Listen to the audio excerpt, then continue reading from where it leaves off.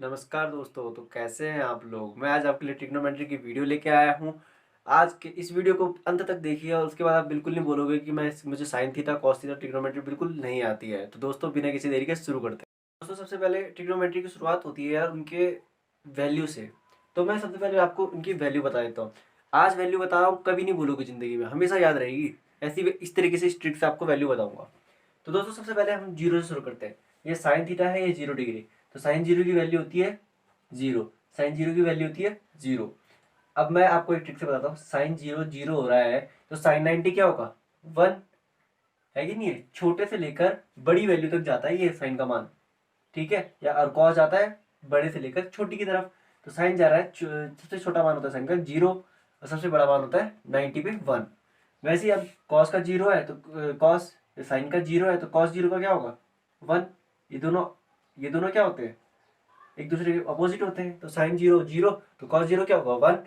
और कॉस 90 की बात क्या करूंगा, अगर 1 से स्टार्ट हो रहा है तो खत्म किस पे होगा, 0 पे।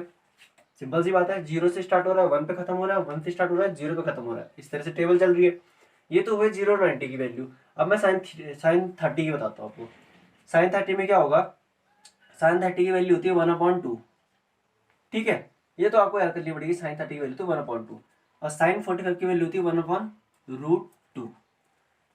साइन 45 की वैल्यू जैसे 1/√2 हो रही है तो वैसे ही, और साइन 60 की वैल्यू होती है √3/2।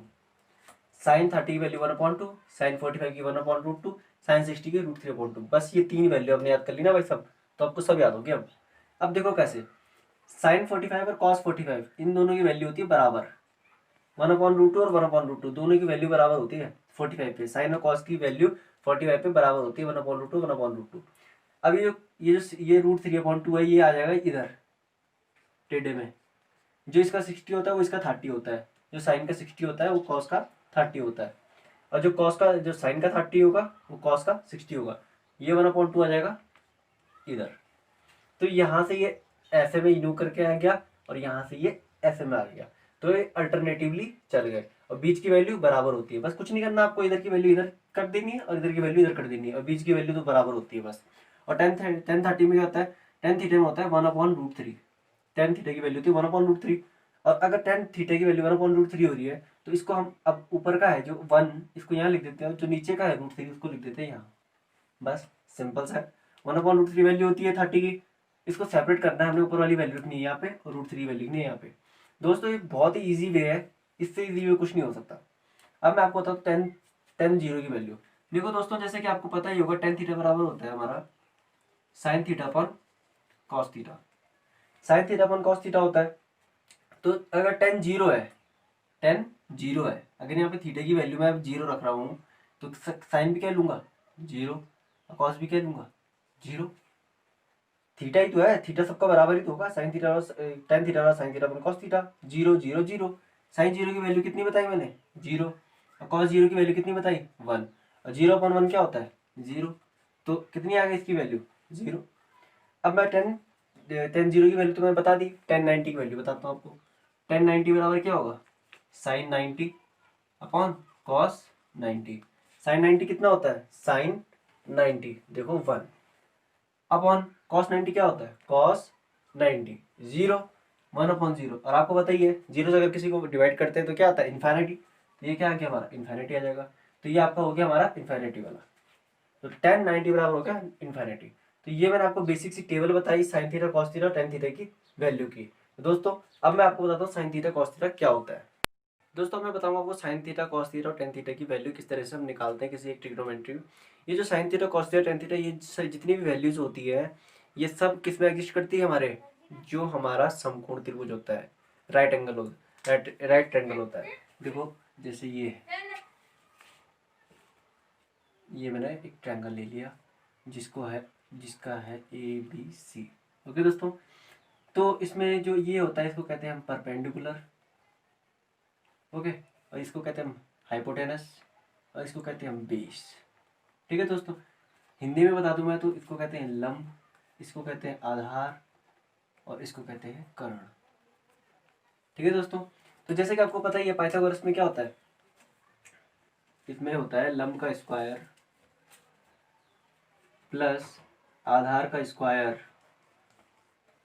बराबर कर्ण का स्क्वायर, है कि नहीं। इसमें कहते हैं हाइपोटेनस का स्क्वायर प्लस बेस का स्क्वायर इक्वल्स टू, यहाँ पाएगा परपेंडिकुलर, परपेंडिकुलर स्क्वायर और हाइपोटेनस का स्क्वायर, ठीक है। P square plus B square equals to H square. तो ये आपकी पाइथागोरस थ्योरम हो गई।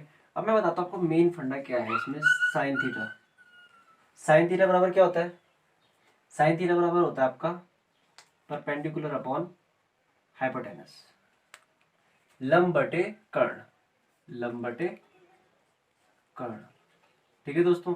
ये साइन थीटा बराबर होता है लंब बटे कर्ण, परपेंडिकुलर अपॉन हाइपोटेनस। अब बात करता हूँ मैं कॉस थीटा की। कॉस थीटा बराबर होता है B upon H, base upon hypotenuse, base upon hypotenuse. इसको ये भी कह सकते हैं आधार अपॉन कर्ण, ठीक है दोस्तों। बाकी बात करूँ मैं अगर टेन थीटा की, टेन थीटा बराबर होता है परपेंडिकुलर अपॉन बेस, इसमें आएगा परपेंडिकुलर अपॉन बेस, लंब बटे आधार, ये आएगा आपका टेन थीटा में। तो दोस्तों ये sine theta cos theta tan theta तो मैंने बता दिया आपको। अगर आपको याद नहीं होते हैं तो हिंदी मीडियम वालों के लिए होता है लाल बटे कक्का, ठीक है दोस्तों। तो लाल बटे कक्का तो लंब बटे कर्ण, लंब बटे कर्ण ये किसका हो गया, साइन थीटा का हो गया। आधार बटे कर्ण, तो आधार बटे कर्ण किसका हो गया, कॉस थीटा का हो गया। और लाल लंब बटे आधार एल बटे ए, तो लंब बटे आधार ये हो गया टेन थीटा। तो ये हो गया हिंदी मीडियम वालों के लिए। अब देखो जैसे मैं बताता हूँ कि जो इंग्लिश मीडियम के उनके लिए होता है P B P upon H H B.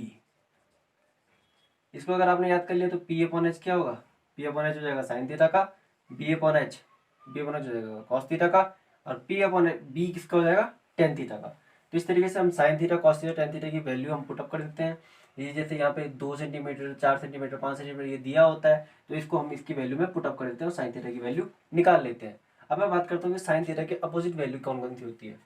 देखो दोस्तों जैसे साइन थीटा बराबर होता है, आपने जैसे कॉसेक थीटा सुना होगा तो one upon cosec theta, cosec theta sine theta का अपोजिट होता है, साइन थीटा कॉसेक थीटा का अपोजिट होता है। इसको मैं ये भी लिख सकता हूँ कॉसेक थीटा को ऊपर equal to one upon sine theta, ठीक है दोस्तों। अब मैं बात करता हूँ अगर कॉस थीटा की, कॉस थीटा बराबर क्या होता है one upon sec theta.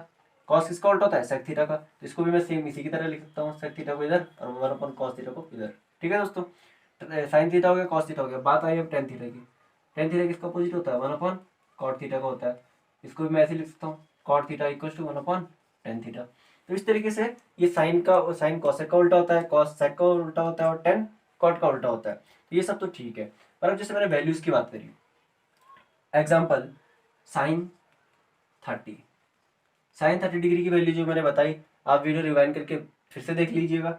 Sign 30 की वैल्यू मैंने क्या लिखी है, साइन 30 की वैल्यू होती है वन अपॉइंट टू, साइन 30 की value one upon two.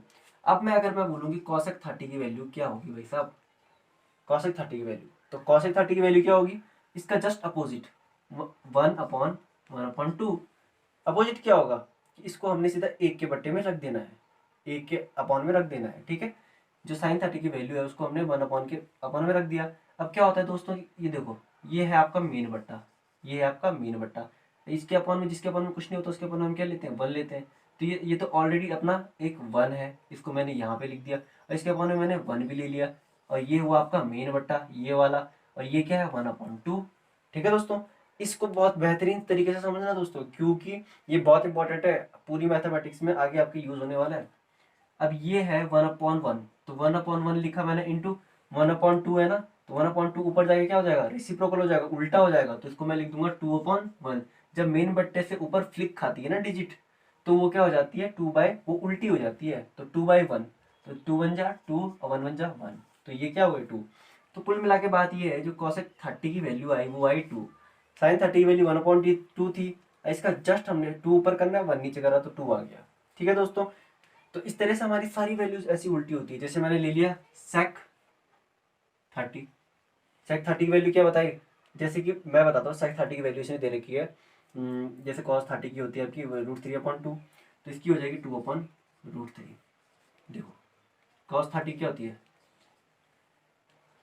Cos 30 की वैल्यू होती है रूट थ्री अपॉन टू, तो सेक 30 क्या हो जाएगा उल्टा हो जाएगा, टू ऊपर और रूट थ्री नीचे, ठीक है दोस्तों। और इस कंसेप्ट को बिल्कुल ही याद रखना आप कि जैसे 2/3 है और ये मेन बट्टा है, इसके नीचे 4/3 ले लिया मैंने, है कि नहीं है।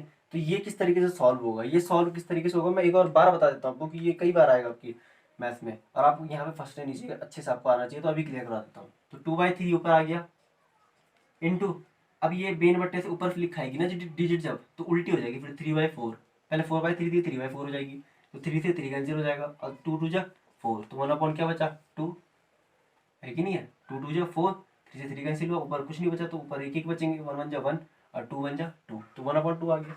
तो इस तरीके से हमने पूरा बता दिया आपको ट्रिग्नोमेट्री का, ये बेसिक कंसेप्ट थे जो मैंने आपके साथ शेयर करे ट्रिग्नोमेट्री के। तो दोस्तों अब मैं नई वीडियो में कुछ क्वेश्चंस लूंगा आपके 10th क्लास के, जो अच्छे से सॉल्व कराऊंगा और जो बहुत इंपॉर्टेंट होंगे आपके बोर्ड के एग्जाम के लिए। तो दोस्तों बने रहिए, लाइक सब्सक्राइब करते रहिए और चैनल को ज़्यादा से ज़्यादा शेयर करें ताकि ये वीडियो उन तक पहुँच पाए जिनको इसकी बहुत ज़्यादा जरूरत है। Thank you.